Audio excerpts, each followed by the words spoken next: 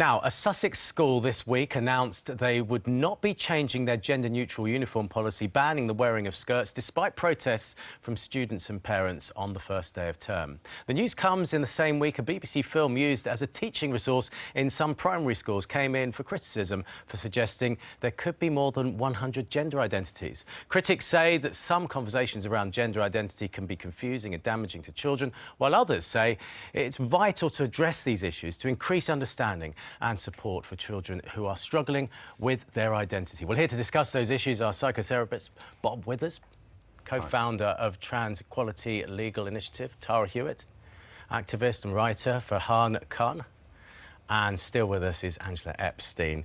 Tara, how well do you think society understands the term gender identity?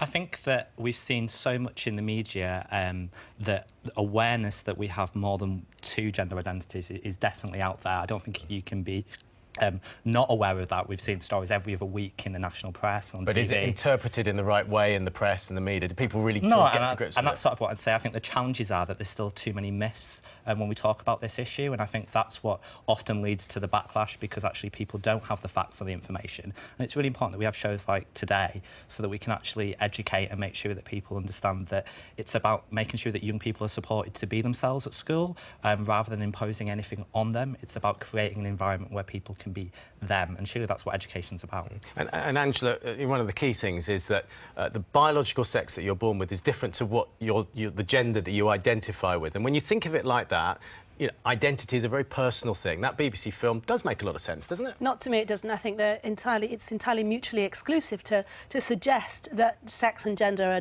are two separate things. People are either born a man or a woman. Now, I understand that people may have different attitudes towards their sexuality. Just because I'm a woman, I don't necessarily have to be attracted to just women, or I'm attracted to women and men, or I'm attracted to neither. But you're talking about sexuality there, aren't you? But I think they are inextricably linked. And what I have a big problem with this whole conversation is there is a moral panic that is raging across the country, which the establishment are too scared to fight back against. I understand that, listen, I'm a parent. Children can be confused about their sexuality, they can be confused about life. There's all sorts of different things that make them feel one day one thing and one day another. But this tiny minority has become so vocal that it is gifting a whole generation of children who may have confusion about just being an adolescent, about lots of other things. We're giving them the language and a conversation to say, well, you must be one of these 100 things. And I think all it's going to do is we will see down the generations the terrible harm it could happen as a consequence. Farhan, a moral panic? I think that's an exaggeration. And confusion, no, I disagree with you. In fact, I would go as far as to say there aren't 100 genders. There are maybe 7 billion unique genders, one for every single individual on the planet. We do not need to be linked to this idea that you are assigned a certain gender at birth and that you have to live this life based on that gender you have been assigned.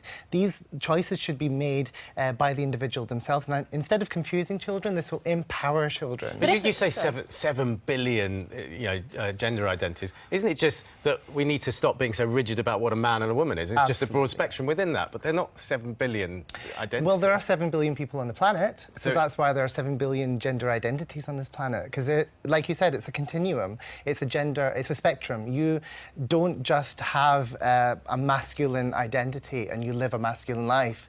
You can, because a doctor assigned you that at birth, you can be somewhere along the spectrum between what is considered to be. But just thinking about the moral panic, I absolutely agree. There is a moral panic being created. We saw in the media Boris Johnson actually polling about using trans issues as a culture war. So actually the issue isn't that trans people are creating a moral panic, it's those people that are opposing trans rights, which are trying to create.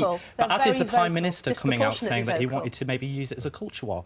That's the language of moral panic, not the language which is talking about including people and trying to make people feel comfortable. Okay. Sorry, we have to be vocal because otherwise we will be silenced. No, OK, let's get Bob in here. But Bob, let's talk about children. What is the potential psychological impact on telling children that they have more than 100 identities to choose from? Well, one of the problems that I'm very concerned about is that there's been a huge increase in the number of children seeking medical transition. So the Tavistock Clinic has this year received about 2,600 children in their gender identity clinic. About 41% of those people are put onto a medical pathway. So we're having literally over 1,000 kids put on medication. And the problem is that if they feel that psychological problems are going to be resolved by this medical treatment, we're storing up a real problem for the future. And we're just giving them choice? Well, I think one of the problems is that we're not really exposing children to a balanced education about biology, first of all. I mean, it's quite common for a kid to think that when they grow up, they're going to grow a penis if they're a little girl. When I was little, I used to think I was going to be able to have babies. So there's something about basic biological education which helps children realise something about their biology, and gender identity on top of that, if you do that too young, is quite confusing for some kids. And also, just let me finish, the other thing I'm a bit concerned about is if we just have one story, the policy can get captured. I think it's really important that we're having a discussion here today from different perspectives, because if there's only one agenda being promoted in schools or in therapy or in the law, then we're getting a push in a particular direction which I worry encourages children to go down this medical pathway. And Tara, that is a very good point, isn't it? When people speak out against maybe the trans, what people would say is the trans agenda, they are shouted down and they're accused to be bigoted. And that is an issue, isn't it, if we can't have a general conversation outside of the studio? I'm a bit of a girly swat, and so for me, I like to look at the evidence and the statistics. Me If too. we look at Christine Olsen's work from the University of Washington, which shows clearly that actually if we work with young people, we can identify those young people who have got a profound sense of who they are, and actually by not allowing them to be who they are will actually cause them immense harm, causing high rates of self-harm, high rates of suicide. And there's a research project out this week that shows us from Harvard that had 27,000 trans people involved in that survey that showed that conversion therapy for trans people increases the rates of suicide. So for me, this is about harm. This is about making sure that we're working on facts. And I'd say the medical profession aren't with you. And I'd like us to work with where the medical profession is now, rather than with minority opinions. All right, respond to okay, that. so... And let's be careful not to just throw reports at each other, because that's not... I mean, I could get scientific, but if you actually look at the evidence in these reports, a lot of them very, very poor. They're very poorly founded. Well, 27,000 people is quite a lot. They don't rule out the possibility that if you're actually affirmed and you're accepted in a group and you get a sense of identity, that's what makes you feel better. We're social beings. We like to be part of a group. We like to have a sense of identity. It doesn't necessarily mean that conceptualising this as a problem that will be solved by medical treatment is actually helpful. Farhan, let's talk about Sam Smith, because he has said that he wants to be referred to as they or them, not he or him. He's non-binary. It's something he struggled with for a while. Is that a good thing? Is that a good message for young people? I think it's very empowering for young people to see a non-binary hero like... well, I say hero in the non-binary sense, you know. I think heroine is a different word. I mean, that's the thing, isn't it? It's a stumbling block. You say hero, and then you suddenly think, well, hang on. No, but this is the thing. So I think it's so empowering for young people to see that they don't have to ascribe themselves to one particular gender binary notion of gender, male or female. They can have a choice and look at someone as talented and as brilliant as Sam Smith and full of compassion that, you know, he's done this. They've done this, rather, sorry. And then, yeah, so they've also got Alok Vidmanon and lots of other wonderful non-binary activists to the fore as well on Twitter. OK, let's find out what people are saying at home. Ria? Thanks, Sean. Lots of people getting involved today. Elizabeth on Twitter says, when I was at school, I'd have hated a ban on skirts. I always hated trousers and wanted to look feminine. Why can't males and females be proud of their difference instead of trying to look the same? George on Facebook says, children don't care about such things. It's only adults projecting their own insecurities onto kids. Nellie says, I spent my entire childhood desperate to be a boy. I dressed as a boy, played with boys and would have given anything for a current sex change treatment. However, I'm so grateful I was left alone. Like 80% of similar children, I changed. It's gender norms that are the problem, not the child. And Mark adds, we're conditioned to act like a stereotypical boy or girl from the minute we're born. It's about time we try to break down this artificial pigeonholing of people. And finally, Latta says, if we're going to be gender neutral, why is it that the female's attire is the one that's discarded? Maybe every child, regardless of their gender, should wear a skirt as part of their school uniform. It is an interesting point.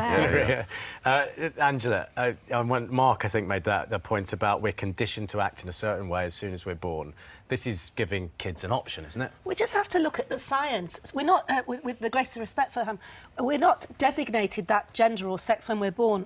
As soon as you conceive, as soon as that embryo starts to develop, you are gifted either a set of reproductive organs that define you as male or as female, and the same hormonal cauldron that goes with it. I've been through childbirth 4 times, so I do know about it. You can't deny that, hang on, let me just can I make the point? So the point is that when you arrive on this planet with a whole hormonal cauldron, as I say, then it's going to orientate the way that you behave. Sexuality is one thing. There are people, as I said, who made this, the caller that said that she couldn't face being a boy, but she grew out of it. People feel all sorts of things about their sexuality, but when it comes to the baseline fact, there are boys and there are girls. And the point that you make about 7 billion people, there are 7 billion people that may feel different every single day of the week. Why do we have to label that and commodify it and make it into this militant talking point which confuses children when it doesn't need to be? What's age appropriate? When should children be talking about this sort of thing? Shouldn't it be adults talking? I mean, adults find it confusing enough, as we do.